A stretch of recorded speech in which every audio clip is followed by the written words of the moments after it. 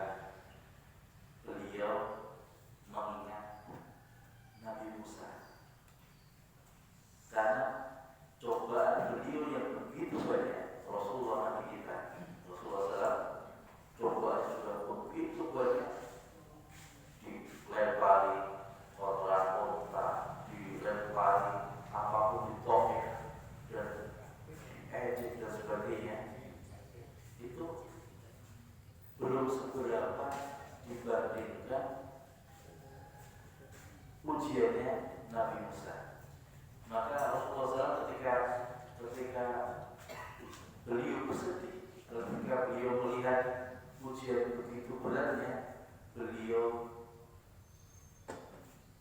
mengatakan, "Ya Musa,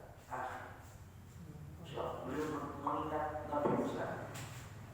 Insya Allah, Bapak Ibu semuanya, ujian yang kita rasakan dari ini mungkin belum seberat apa yang dirasakan Nabi Muhammad, belum seberat apa yang dirasakan Nabi Musa. Insya Allah. Nabi Musa, ujiannya salah satu contohnya sebelum lahir aja itu Nabi Musa sudah dikasih masalah sama Allah. Belum lahir itu Nabi Musa sudah dikasih masalah sama Allah. Apa masalahnya? Masalahnya yaitu Fir'aun membunuh semua anak laki-laki sebelum Nabi Musa. Sebelum Nabi Musa lahir. Itu masalahnya. Masalah terberat. Sebelum Nabi Musa itu Fir'aun sudah membunuh anak-anak laki-laki. Insya Allah kita belajar Nabi Musa pagi ini, semoga kita diberkahi sama Allah. Nabi Musa, apa yang Bapak Ibu semuanya, apa yang tergambar atau terbesit tentang Nabi Musa?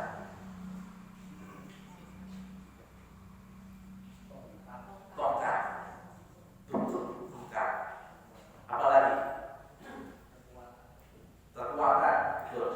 Kekuatannya Nabi Musa 40 kali lipatnya dari manusia kita biasa. Selain itu,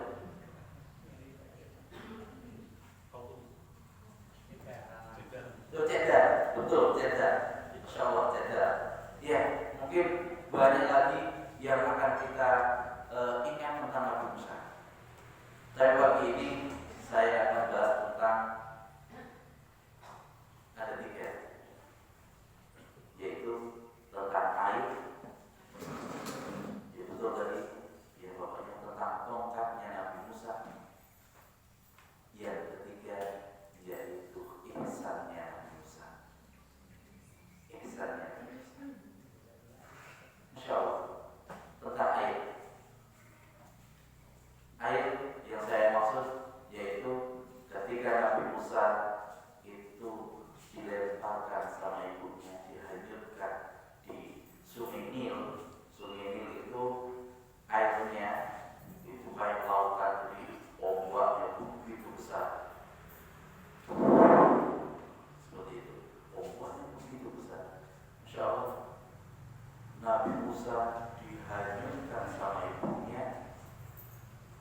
Ketika dihanyutkan, Nabi Musa sendiri di dalam tempat mengambung di atas air yang airnya begitu berubah. Nah, Masya Allah, itu adalah didikan Allah. Kenapa Nabi Musa itu dihanyutkan dalam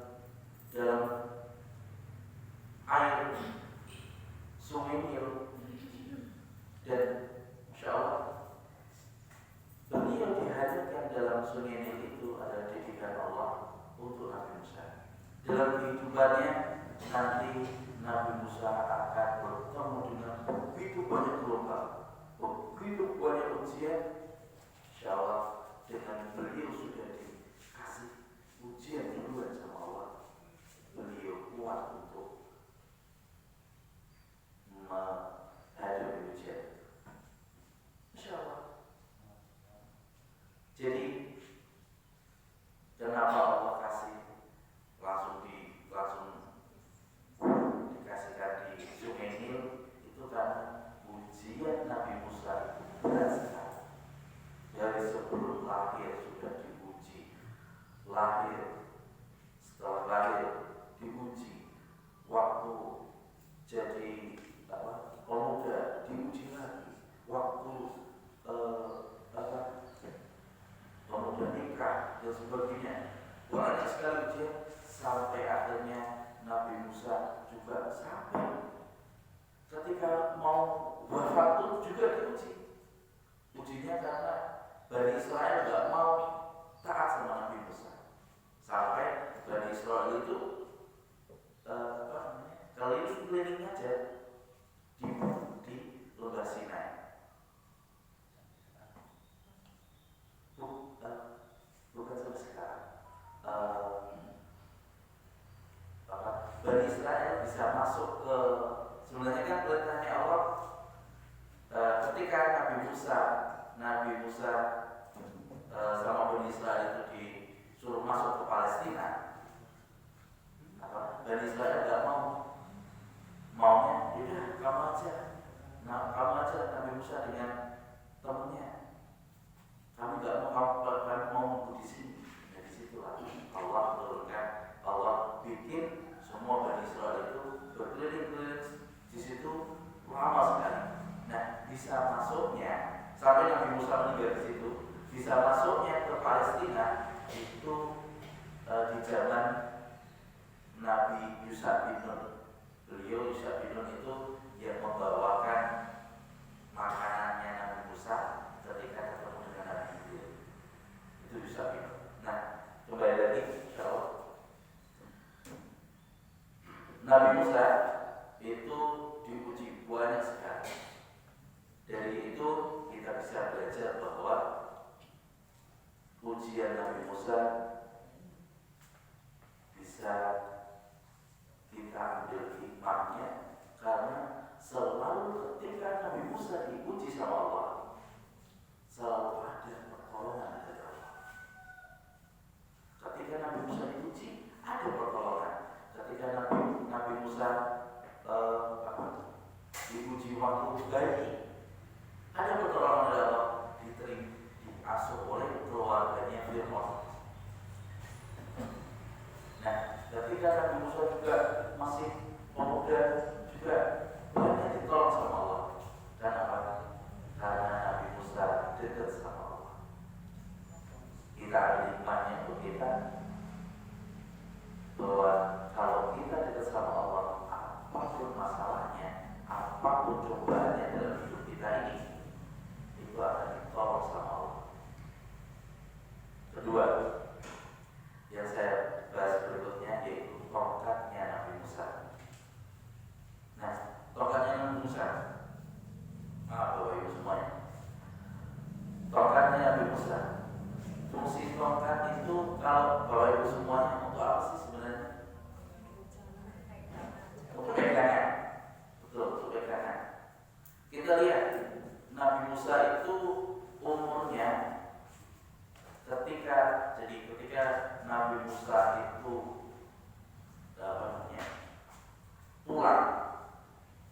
pulang dari Madian ke Palestina, beliau ketika pulang itu umurnya 40 tahun. Nah, coba Bapak Ibu semuanya, kalau 40 tahun itu butuh tongkat enggak? Kira-kira ada yang bilang butuh, ada yang enggak ya? 40 tahun itu seusia saya. Belum ya? Seusia saya 40 tahun. Nah, Masya Allah, ketika Nabi Musa itu bareng anaknya, jadi Masya Allah, beliau Nabi Musa bersama dua anaknya dan bersama istrinya yang lagi mengandung itu berjalan dari Madian menuju ke Palestina, ke rumah orang tuanya. Masya Allah, itu kalau saya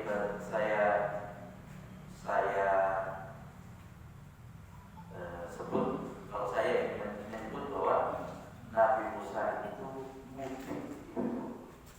Nabi Musa itu mudik pulang kampung ke orang tuanya, pengen berbakti, berjalan kepada orang tuanya, mudik untuk ketemu ibunya. Insya Allah, Bapak Ibu semuanya, mungkin jangan dianggap remeh ini ya, karena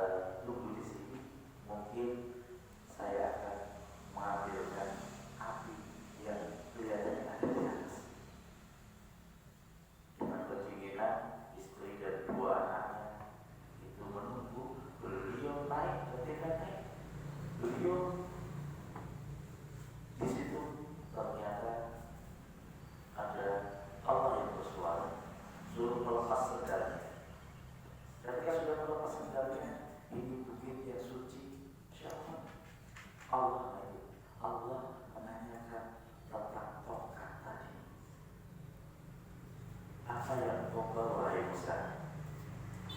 Soal Musa menjelaskan, ini tongkat ya Allah. Tongkat ini yang pertama aku gunakan untuk ngambil makanan kambing, karena beliau itu memelihara kambing dari orang yang soleh. Nah, yang kedua untuk bersandar. Tapi Masya Allah, karena cerdasnya Nabi Musa, beliau sadar bukan itu maksud Allah, bukan itu maksud Allah menanyakan tongkatnya. Tapi akhirnya beliau bilang, tongkat ini terserah Allah, mau Allah jadikan apa, terserah Allah. Kalau Allah mau, insyaallah. Tongkat beliau bilang seperti itu karena saya cerdas. Karena apa? Karena nantinya tongkatnya Nabi Musa bukan hanya untuk bersandar, bukan hanya untuk ngambil daun untuk makan kambing, tapi insyaallah ketika tongkat itu diserahkan, disandarkan sama Allah, tongkat itu akan berubah, bisa jadi ular. Ketika ketemu dengan penyihir, tongkat itu bisa membelah lautan. So, banyak fungsinya. Jadi Bapak Ibu semuanya, mungkin kita sering menyandarkan fungsi itu hanya sedikit. Pokoknya wah, ini uangnya sedikit, mana cukup untuk bikin rumah. Nah, kalau kita sandarkan hanya kepada sedikitnya, ya seperti itu. Tapi kalau kita sandarkan kepada Allah, fungsinya, maka wallah, Masya Allah, terserah Allah mau ngasih, mau seperti apa, pokoknya bikin rumah, nanti mau dari mana datangnya, dana itu Allah. Jadi kita sadarkan fungsi itu kepada Allah, jangan batasi fungsi. Bapak Ibu semuanya, Masya Allah, kembali lagi ketika Nabi Musa bertemu dengan Allah, itu bercakap-cakap dengan Allah, itu sebenarnya ibunya dulu itu dijanjikan sama Allah. Janjinya Allah kepada ibunya, insyaallah ibunya dijanjikan sama Allah. Waktu bayi, ketika ditimang-timang, beliau dalam ketakutan, kalau engkau belum bisa untuk mengasuhnya, maka taruhlah di sungai. Nanti aku akan kembalikan ke kamu, engkau akan menyusuinya, dan nanti juga aku akan mengembalikan kepadamu sebelum itu sudah jadi nabi. Masya Allah, perjalanan Nabi Musa ketika ketemu Allah di Lubas Sinai itu, ibunya sudah tahu kalau nanti Nabi Musa sampai rumah, Nabi Musa mesti sudah akan jadi nabi, karena janjinya Allah. Jadi yang pertama, Allah sudah tepati dengan ketika sudah dilempar ke Sungai Nil, akhirnya ibunya menyusuinya. Ini jadi Allah. Jadi Allah yang kedua, Nabi Musa akan aku kembalikan lagi dan aku akan jadi nabi. Nah, perjalanan Nabi Musa dari Madian ke Palestina ini akhirnya beliau sampai ke rumah, beliau sudah diangkat jadi nabi di lokasi Sinai. Nah, Bapak Ibu semuanya, itu tentang tongkatnya Nabi Musa. Yang berikutnya, insya Allah kita belajar dengan Nabi Musa tentang ihsannya Nabi Musa. Ihsannya Nabi Musa. Nah, ihsannya Nabi Musa ini, insya Allah kita mungkin juga merasakan ihsannya Nabi Musa. Ada yang tahu ihsannya Nabi Musa apa yang kita rasakan? Belum ya? Oke. Ihsannya Nabi Musa, baiknya Nabi Musa kepada kita itu ketika peristiwa Isra Mi'raj. Ketika peristiwa Isra Mi'raj dari Nabi Muhammad dari Mekah ke Palestina, Palestina ke Sidratul Muntaha, ketemu ke langit pertama, kedua, ketiga, keempat, kelima, keenam ketemu Nabi Musa, ketujuh ketemu Nabi Ibrahim. Nah, habis itu ke Sidratul Muntaha, ketemu dengan Allah. Allah memerintahkan untuk sholat 50 kali. 50 kali. Nah, ketika Allah memerintahkan sholat 50 kali, ini ihsannya Nabi Musa ini masih memikirkan umat yang bukan umatnya. Ini memikirkan kita. Ketika turun di langit ke-7, turun di langit ke-6, itu Nabi Musa ibaratnya umatmu yang Muhammad gak akan kuat 50 kali sholat, maka menghadaplah ke Allah, minta keringan sama Allah, dikurangi sampai sholatnya 5 kali kita. Masya Allah, coba seandainya kita sholatnya 50 kali, berapa jam itu 50 kali? Berapa waktu? Itu ihsannya Nabi Musa masih memikirkan umat yang bukan umat. Nah, Bapak Ibu semuanya, banyak sekali ihsannya Nabi Musa. Salah satu contohnya, ketika Nabi Musa dikejar-kejar Fir'aun. Tadi Nabi Musa sempat saya singgung, Nabi Musa punya kekuatan 40 kalinya manusia kita biasa.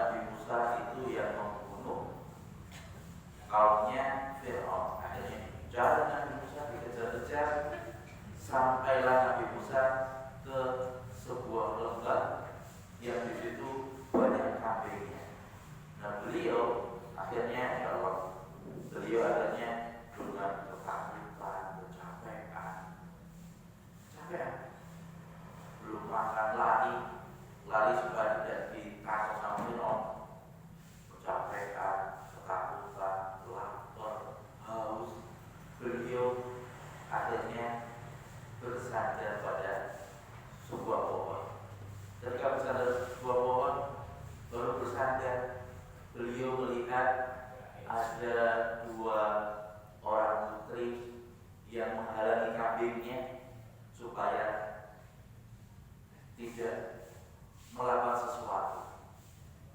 Nah, Nabi Musa melihat seperti itu, Nabi Musa mendatangi karena saking ihsannya Nabi Musa pada baru capek, haus, lapar, beliau akhirnya mendatangi perempuan dua tadi. Ketika mendatangi perempuan dua tadi, bertanya, apa yang kau lakukan? Kenapa kambingnya dihalang-halangi?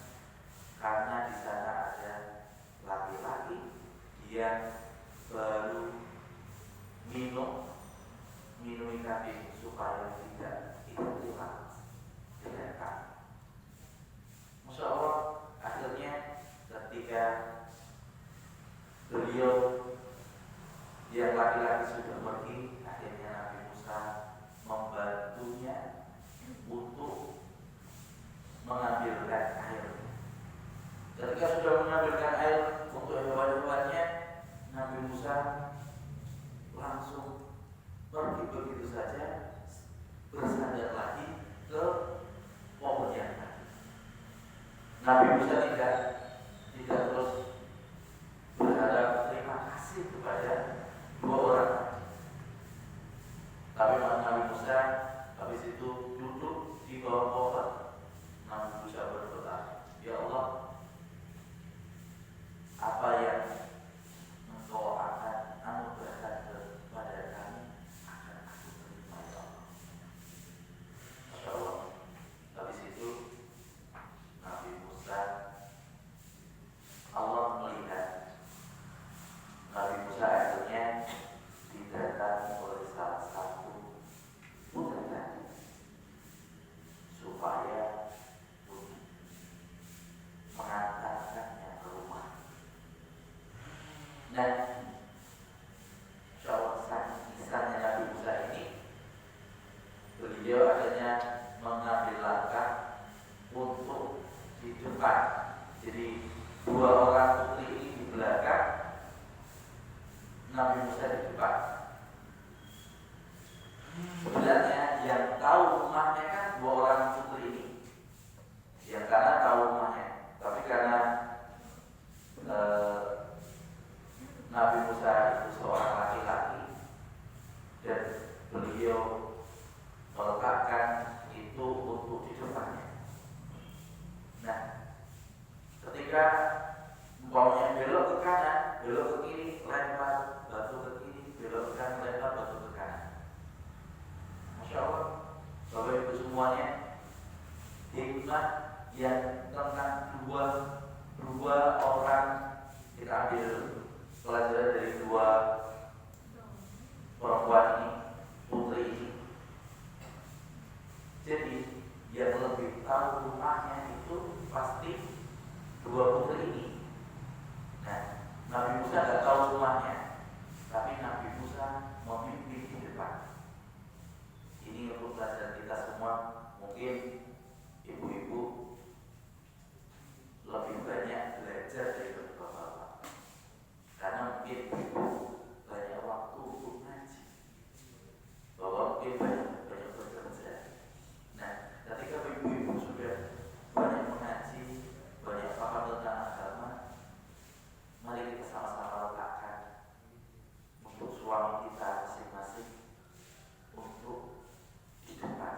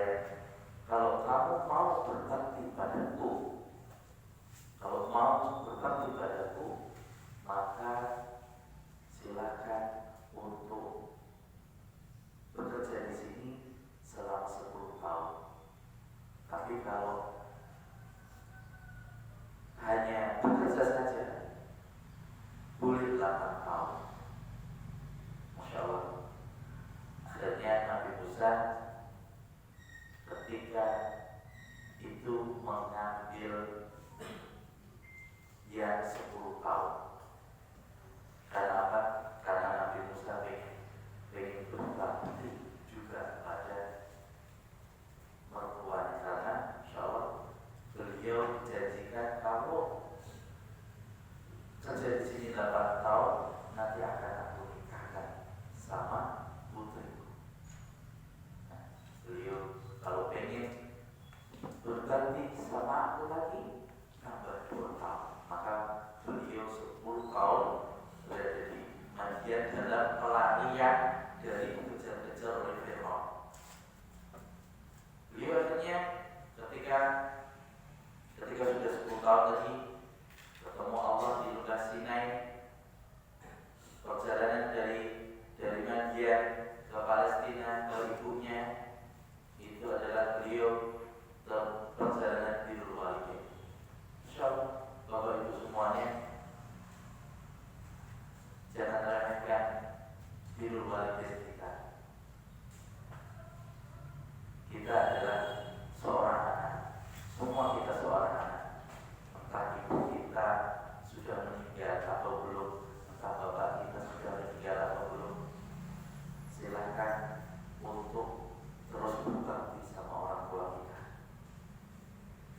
Karena Nabi Musa pun juga berjalan ingin berbakti sama orang tuanya. Kata Abdullah bin Abbas, insyaallah, ketika beliau didatangi oleh orang yang membunuh orang, beliau didatangi, saya harus gimana? Abdullah bin Abbas, saya sudah membunuh 1 orang, saya harus gimana? Beliau hanya mengatakan, apakah kamu masih punya orang tua?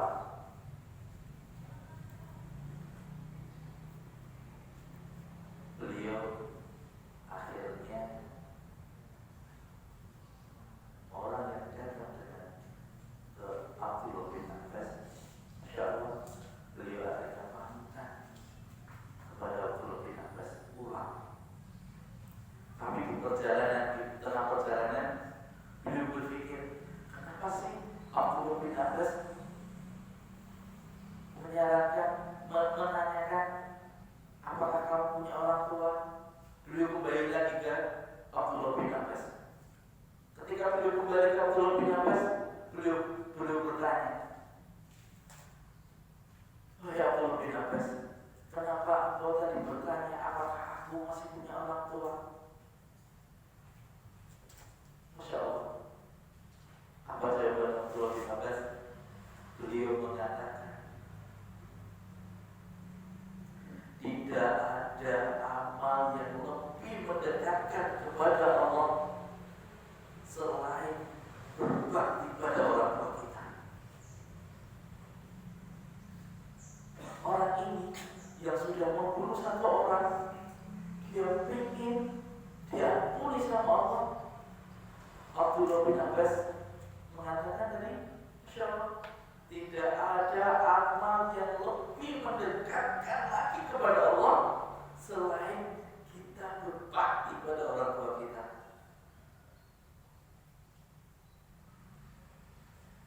Bapak Ibu semuanya, jangan remehkan berbakti sama orang tua.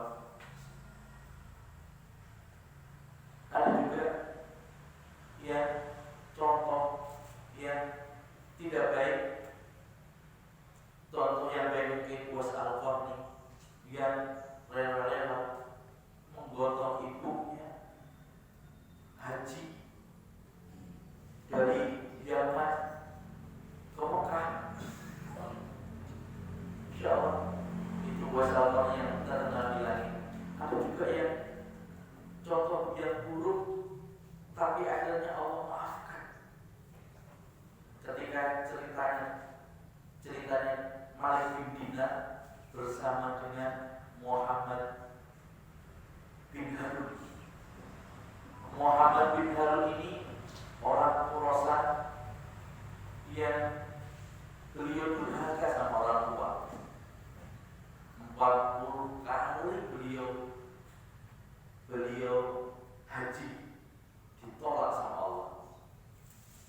Tapi akhirnya dimaafkan sama Allah. Karena apa?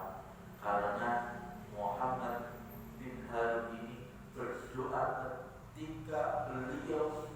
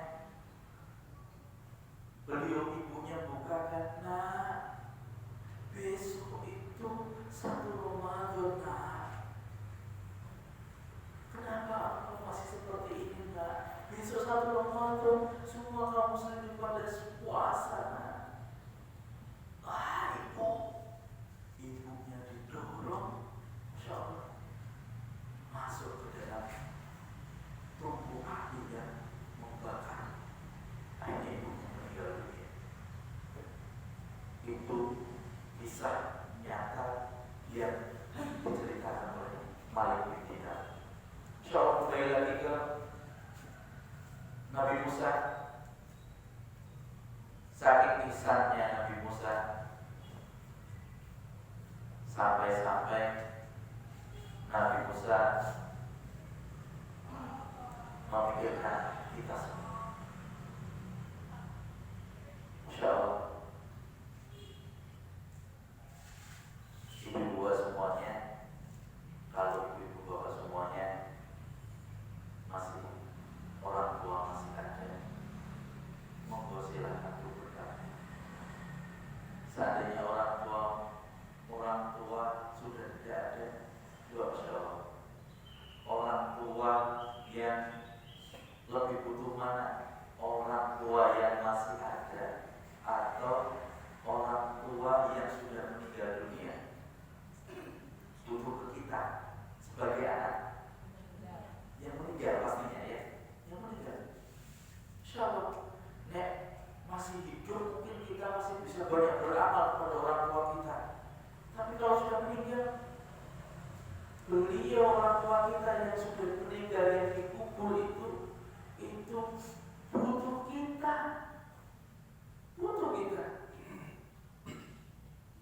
butuh doa kita, butuh sekali. Beliau butuh doa anak soleh, butuh doa anak soleh, butuh amal-amal soleh.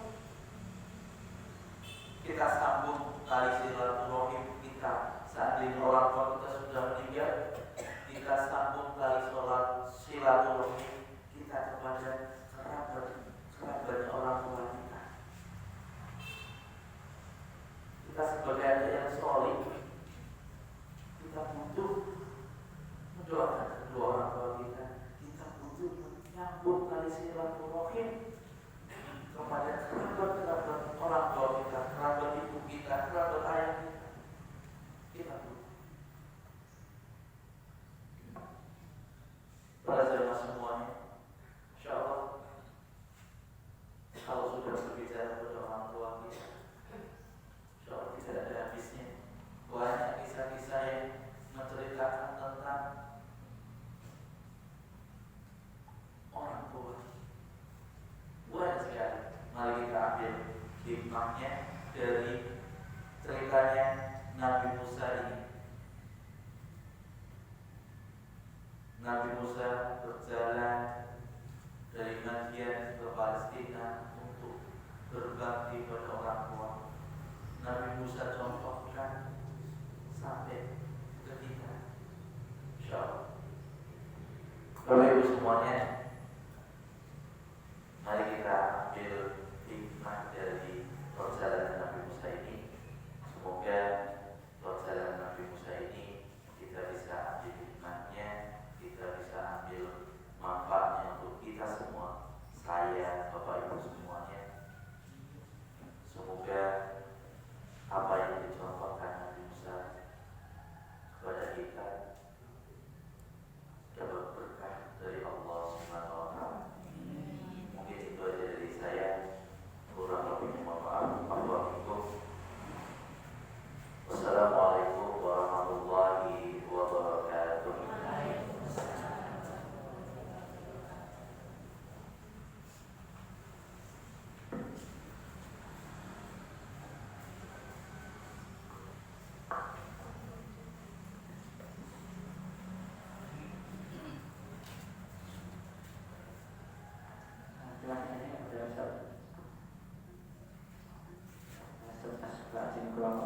Atas kisah berkaitan dengan kisah Nabi Musa, semoga kita bisa mengambil hikmah dan manfaat terkait dengan hasilnya.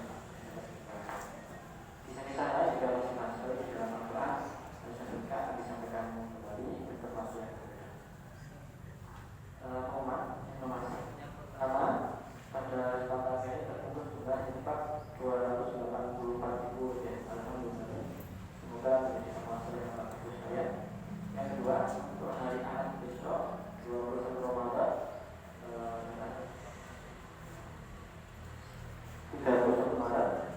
Bapak pengisi kajian oleh Ustaz Haji dan Haji dari Lembaga Seni Budaya Bina Pusat Muhammadiyah. Sekaligus juga beliau sebagai Lembaga Bimbingan Haji Kabupaten Purworejo. Itu yang dapat kami sampaikan. Semoga kita semakin istiqomah dengan aktivitas ibadah kita untuk semakin maksimalkan potensi amal soleh di bulan Ramadan ini hingga akhir bulan Ramadan, sehingga kita bulan Ramadan ini sebagai bulan peningkatan, semakin meningkatkan amal ibadah kita selama Ramadan untuk 11 bulan Ramadan. Itu saja yang dapat disampaikan. Kita tutup kajian pada kesempatan di mana membaca doa kepada Allah bersama-sama.